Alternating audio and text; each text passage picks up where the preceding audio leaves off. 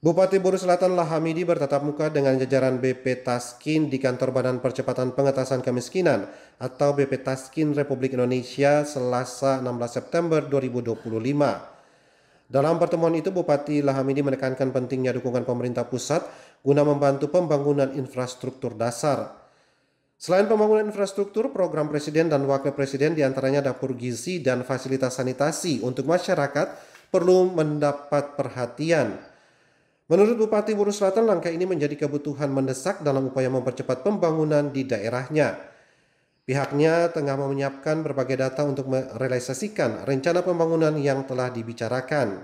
Memang hari ini kami pemerintah daerah Kabupaten Buru Selatan sudah silaturahim ke BP Taskin dan kami diterima dengan baik dan sudah menyampaikan apa menjadi masalah-masalah yang ada di Kabupaten Buru Selatan, lebih khusus untuk pengentasan kemiskinan, dan saat ini tinggal data-data yang nanti kami siapkan untuk disampaikan ke BP Taskin.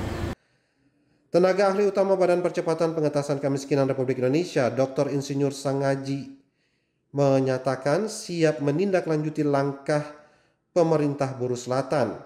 Pihaknya akan memprioritaskan pembangunan infrastruktur di daerah berdasarkan data yang akan disiapkan pemerintah daerah. Bisa kolaborasi dengan pemerintah daerah dan apa program-program yang akan nantinya diprioritaskan terutama di Buru Selatan. Kami akan tadi sudah sampaikan dan tegaskan sama Kepala Badan untuk nantinya kami akan membantu. Tinggal menunggu data yang dikirimkan sama Pak Bupati Buru Selatan, dan ini sama dengan kami prioritaskan buat kabupaten kota yang ada di seluruh Indonesia. Dari Kabupaten Buru, kontributor TVRI RN Stasi Jawa melaporkan.